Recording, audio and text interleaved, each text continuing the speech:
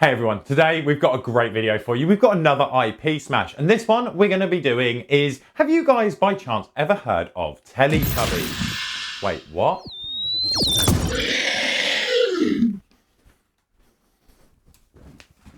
Nah, that doesn't sound very exciting. How about we do a Rick and Morty episode, and we're going to be using a Dark Angel and an Apothecary. Let's not waste any more time, and away we go.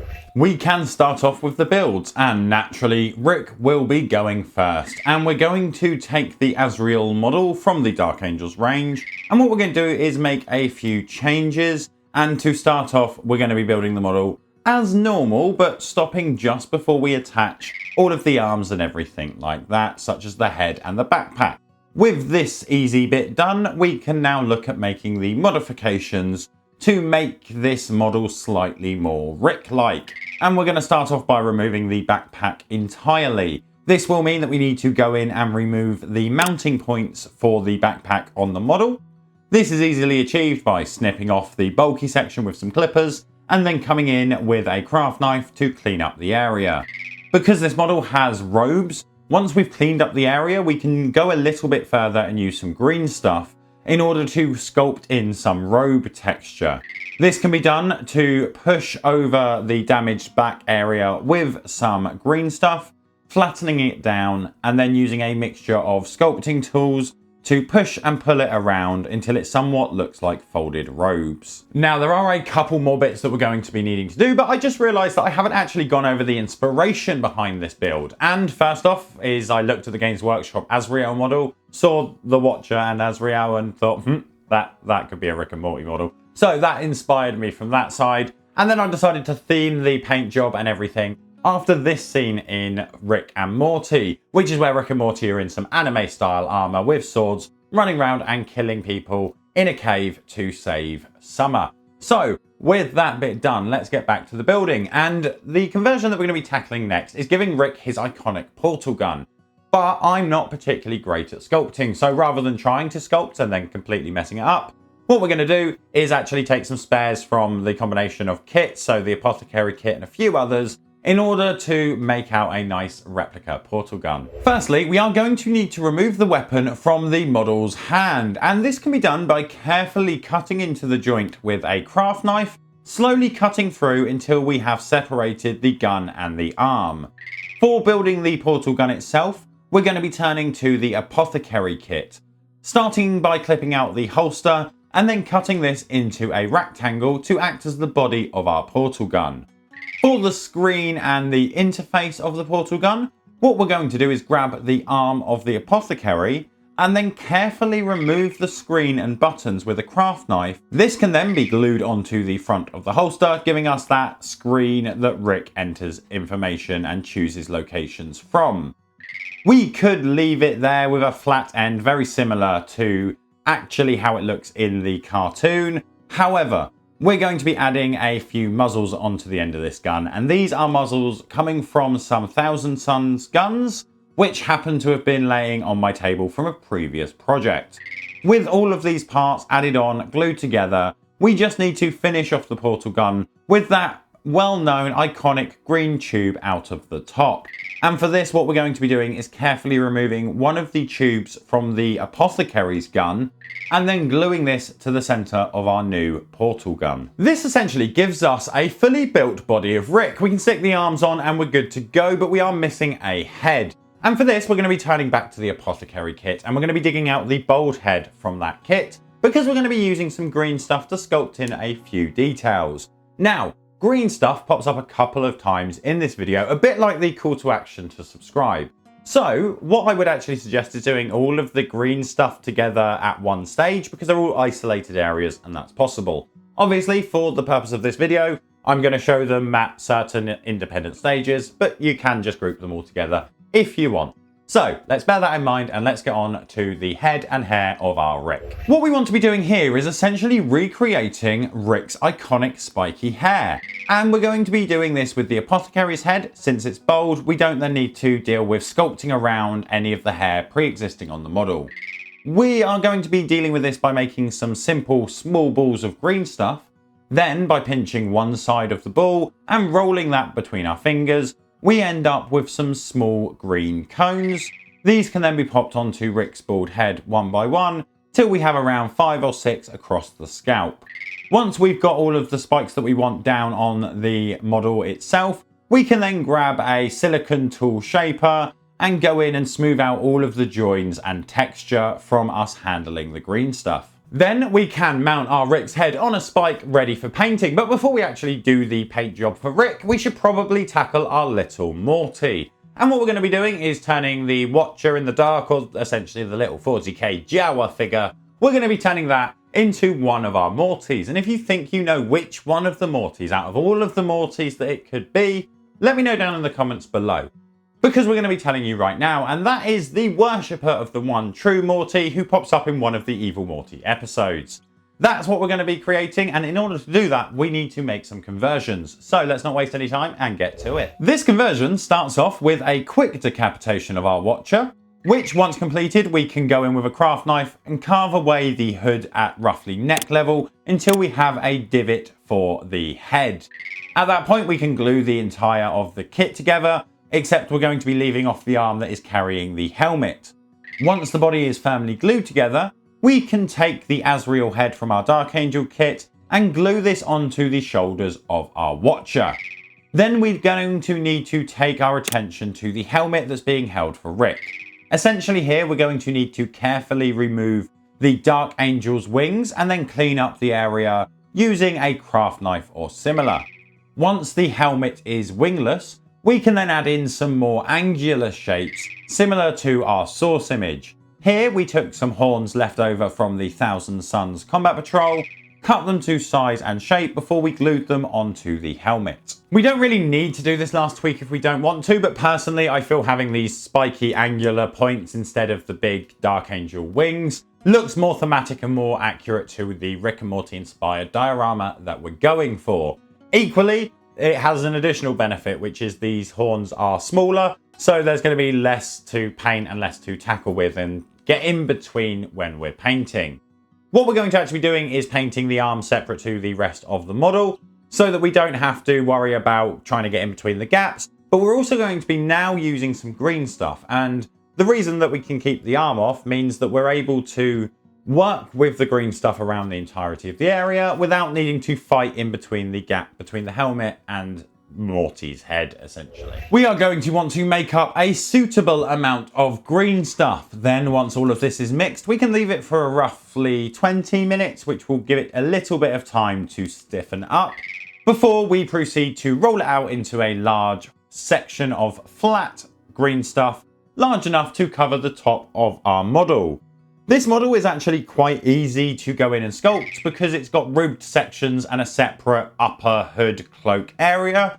We can simply place the green stuff over the head, then pull the green stuff across the model to the edges of the head robe section. And once this upper head robe section is covered in a thin layer of green stuff, we can simply use some shapers to build back in the textures of swooping fabric. We can then blue tack the helmeted hand onto the model to let the green stuff dry before we take it for painting. When looking at our little Morty, it is clear that the predominant colour on there is going to be browns and things like that, and to a degree that's fairly similar with our Rick. So what we're going to do is make this a little bit simpler. We're going to take all of our models outside and we're going to give them a nice spray can prime, and we'll use Xandri Dust for that, which will give us a nice complete coat of a brown that we can work from with future steps. For Morty, we're going to be starting from our Xandri Dust undercoat, and then what we want to do is base coat all of this in a slightly darker brown. This should go over the undercoat very easily, and we can give everything but the helmet and the face a nice coat of this brown base coat. Once all of that is dry, we're going to add in some mid-tone brown into our initial base coat. This is then going to be used to layer up a simple panel highlight across all of the robes, leaving the dark brown in only the darkest recesses.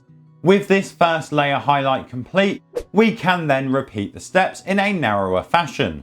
This time we're going to be using the mid-tone brown, but without any colour mixing.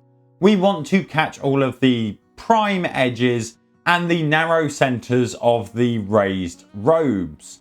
Finally, once that's sorted, we can finish up the robes by taking our mid-brown we've just used, mixing in a little bit of a medium skin tone, and then this time working around the model slowly, picking out all of the sharpest edges across the road, giving us that final punch of warm light. To be honest, for our Morty, this is 90% of the paint job done. We've kind of got the helmet, which we're going to be painting at the same time as we paint Rick, and then a couple of other things. So we've got things like the belt and all of the belt attachments, as well as Morty's massive head. And these are all kind of using the same sorts of colours, to be honest, and we can paint them at exactly the same time to save a little bit of time. Obviously, with this being a video, I've done them in isolation, so it's easier for me to portray that information to you. But just bear in mind that in reality, we did it all at the same time, and it's a lot quicker than it may look. We're going to want to be using a pale flesh for this, and we're going to take this pale flesh and then use it to edge highlight all of the belt strands. This can be done with traditional edge highlighting, picking out each strand, or we can do it with a controlled overbrush, essentially highlighting the very edges with a little bit less control. The same is applied for the keys on the model. However, the little book we're going to be coating entirely in light flesh before we come in and coat all of the ropes in a flesh wash, and the book is instead going to get a brown contrast paint. This gives us some difference in tone across these areas as we turn to the face of Morty. Starting with a base coat of a medium flesh, we can work across the entire head and use this to lay down a nice base coat before we bring out all of the sculpted details by slapping a flesh wash over the skin. This will also add a little bit of warmth to our skin, allowing us to easily highlight it on the first time using just medium flesh again. This is going to be done using relatively broad highlights across the face before we come in with a light flesh tone and pick out the brightest, most prominent features on the face. We could stop here for a normal Morty, but for a follower of the One True Morty, we need to add a few more steps. The first is going to be to add on some paint face markings using a thin brown, and then this will be there to emulate the facial markings that we see in the show. And then we're going to merge this all together really nicely and simply with a final coat of a flesh wash to merge all of our previous highlights and paint work together. I'm not great at freehand, so for these facial markings, essentially what I did was just make some squiggles on one side of the face and then tried to accurately mirror them on the other side of the face.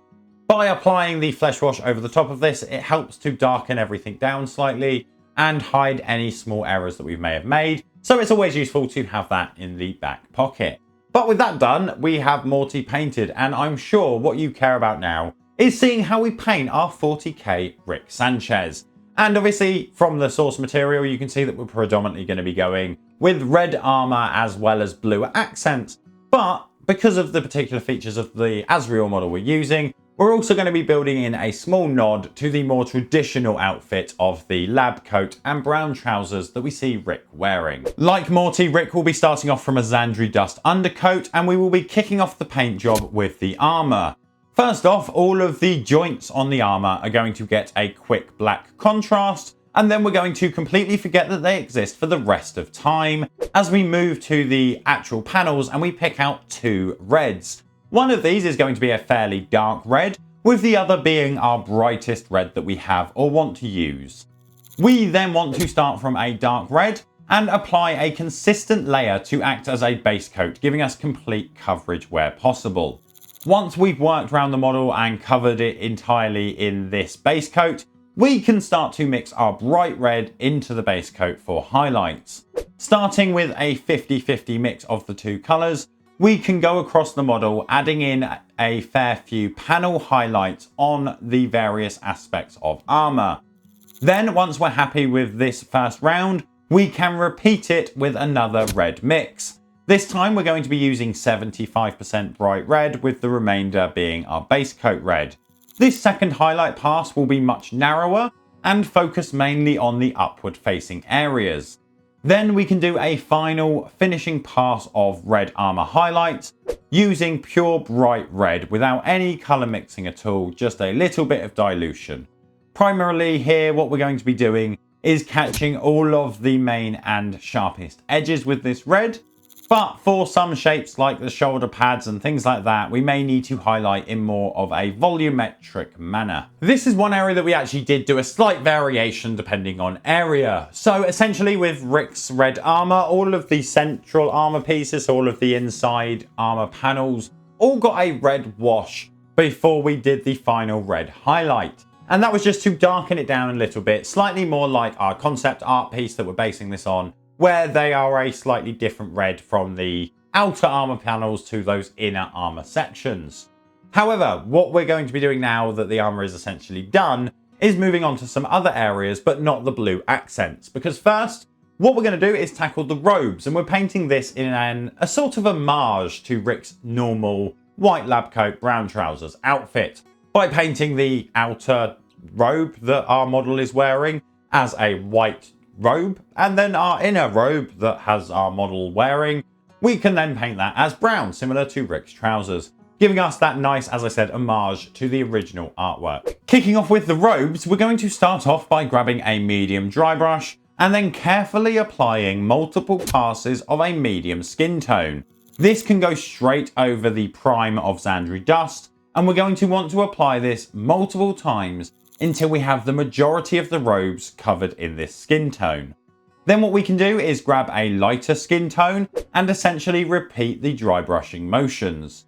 But this time we're aiming to not cover as much of the robe, and we're mainly aiming to catch the most raised prominent edges. We can also take this time to do a little bit of edge highlighting and panel highlighting using diluted skin tone and a standard rounded brush. Here we'll be targeting the largest folds of the billowing sections of cape, as well as the sharp folds around the chest area, giving us some nice punchy highlights and removing some texture. By working up from our brown through our two flesh tones and doing this progressive dry brushing before we finally add that layer of pure skin tone, we get a really nice transition from a darker, browner base coat up through to this brighter color. And because of the layers, we end up losing a lot of that texture that we get from dry brushing itself. What we're essentially going to be doing from here is rinsing and repeating these steps brighter and brighter until we get closer to a white, and naturally narrowing with each pass as we go so that we get a nice transition from this flesh brown tone up to a bright white. Next, we're going to be getting an off-white and once again dry brushing this across all of the robes. We are aiming to catch a minimal amount of the past work, focusing on just the brightest edges before we again dilute the paint slightly with some water and then use a normal brush to add in some very narrow panel highlights and some edge highlights across the robes. Finally, we are going to be finishing off with some pure white. And here we're going to be skipping the dry brush stage so that we don't add any additional texture and just go straight in with the edge highlights, which we really only want to catch the sharpest, most brightest points of the robes.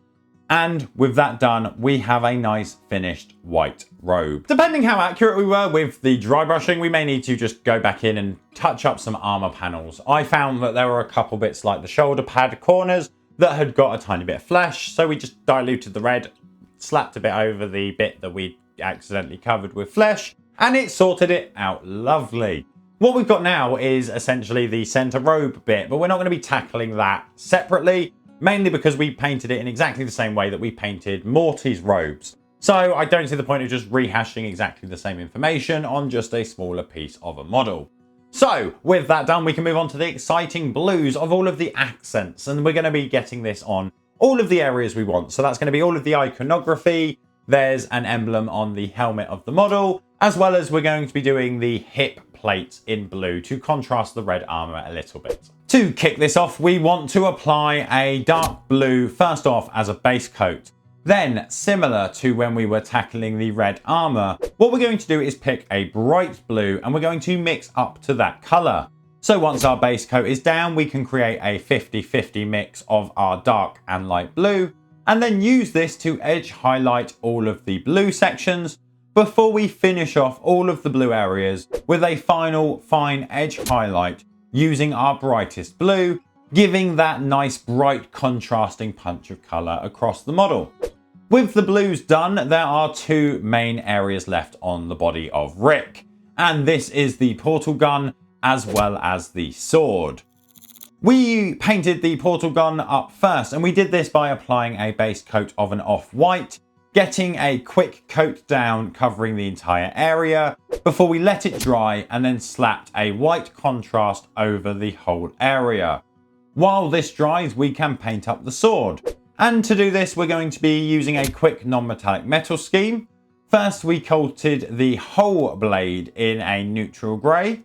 Then, while this was still wet, we added a little bit of black contrast to the grey and used this to wet blend in some shadows on the blade itself. There are so many ways that we can paint non-metallic metals, and there are specifically so many ways for swords themselves and so many videos around it. What we're doing here is essentially painting in a V shadow across our blade. So on one side of the blade, we're going to have two shadows, while on the other side, we're going to have one, making a V across our imaginary blade as I'm holding up my hands in front of you.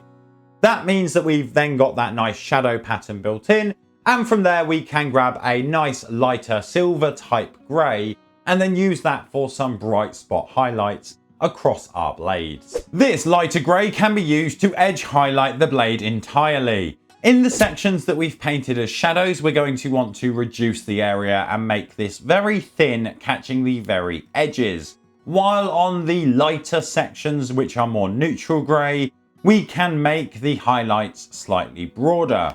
We can also take a little bit of time to add some semi-scratchy highlight in order to build a little bit of texture onto the blade. We can then finish off the blade once this highlight round is done by grabbing some bright white and using this to edge highlight all of the edges in the lighter sections of the blade.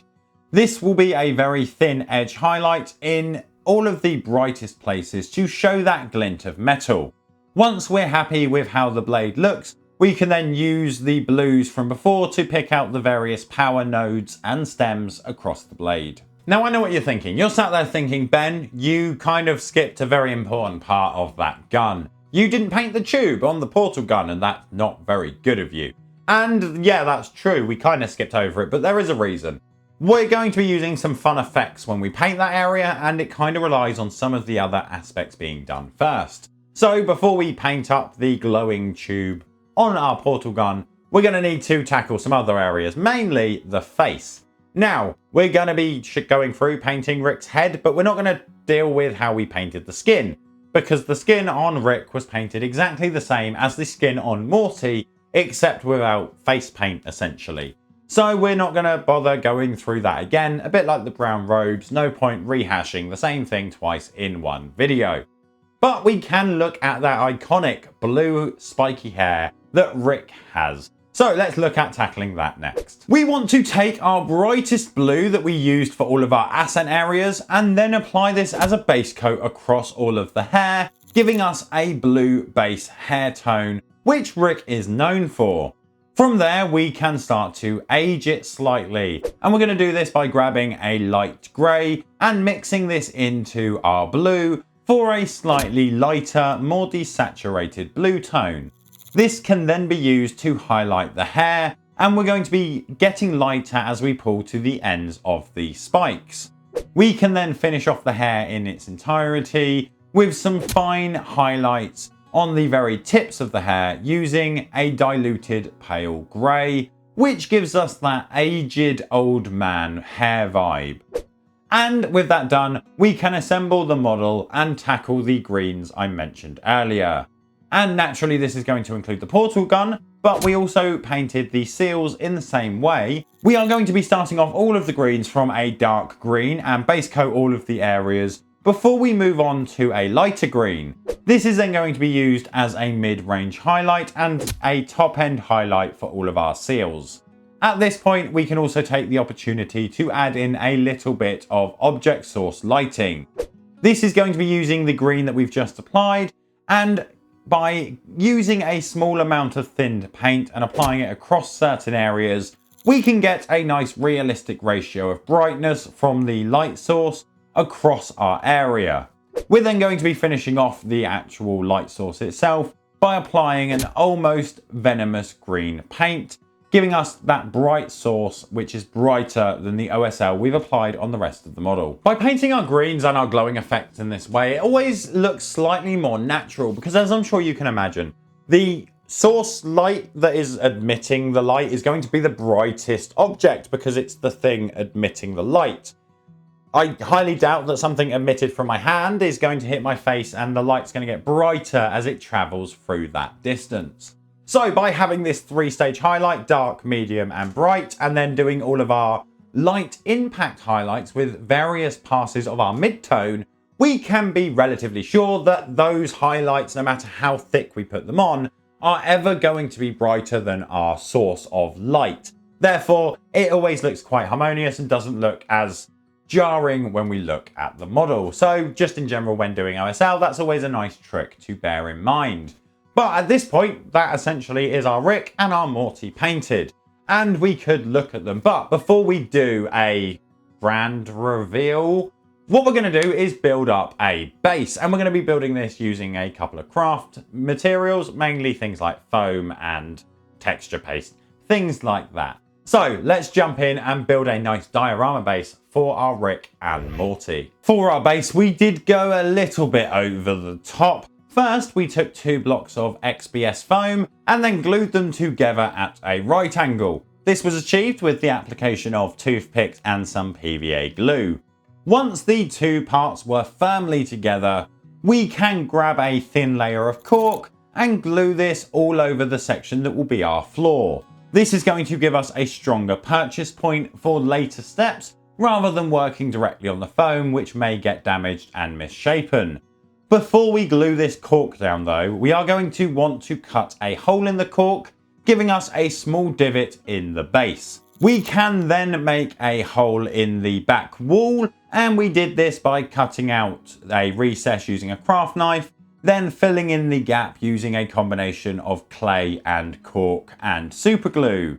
This will make us a recess similar to what we've got on the floor, except it's on the back of the cave. Then it is a case of texturing the floor itself, and this was achieved by applying various mixtures, firstly starting with a coat of texture paste, then going round while this was drying, pushing in various pieces of rocks, corks, other types of textures like sand, covering all of these placed down elements with a little bit of super glue to add some extra texture and also make sure that they are locked solidly into position. With the building all done, we can take it out for a prime, and here it's kind of complex. I can't really show the priming process because it's in a well ventilated area with really bad ability to film. So I'm just going to kind of describe it to you. What we did is give everything a dark black prime to start off with, and then we came in and started attacking it from different directions. So I took a red spray and a blue spray and essentially drew patterns onto the base with those sprays to give us different mottled effects. Once that was dry, I then came in from the 2 sides using a Xandri dust and basically shot perpendicular spray across the base. This meant that we still had the reds and the blues in the underlying recesses and everything like that, while the top edges were in a brown.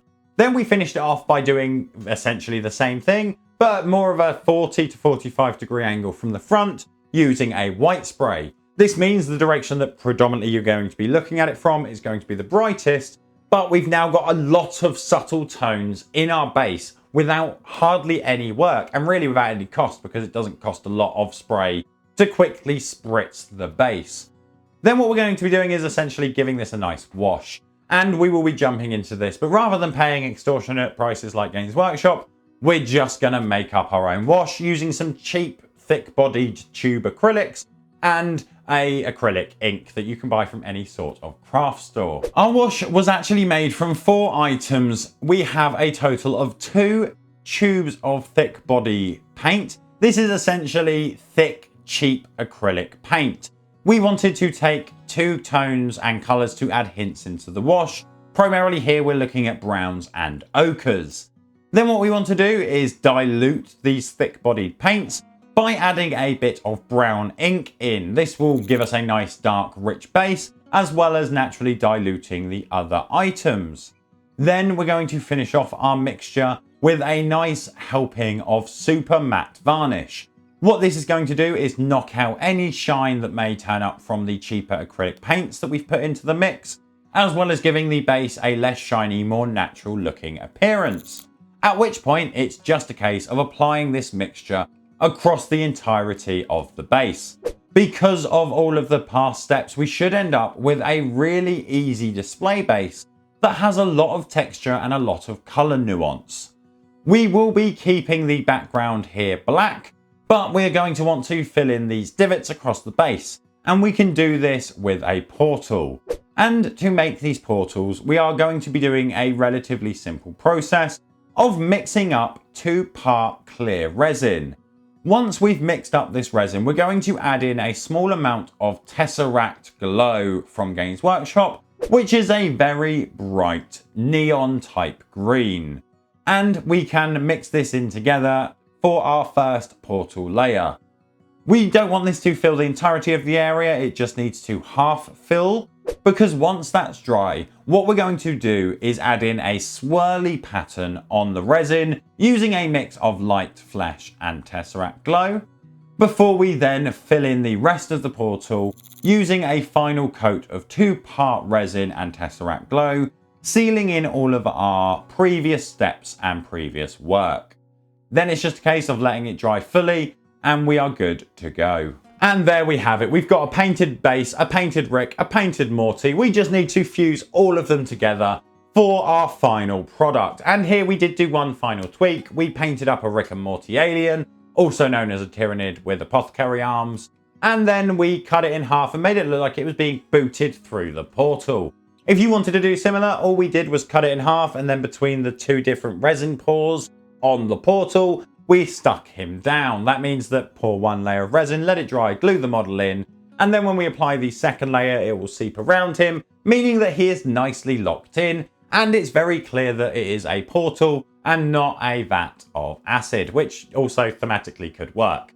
So with that all done, this is the grand reveal. There are a couple of elements here that we didn't touch on this video, but I think overall the actual outcome very much looks like Rick and Morty. I think at a glance you would see that it is Rick and Morty inspired, but still very, very 40k thematic. We're using entirely 40k pieces, and it very much has that Warhammer feel as well. So I've really enjoyed this project, and as I said, we didn't paint scrolls, but if you are interested in painting scrolls, and you like this video, I would suggest checking out this video where we do an IP smash turning a lieutenant from 40k into Mario. And I'm at least 60% sure that we paint scrolls in that video. So why not check that one out? Otherwise, do remember to subscribe so that we can see you next time.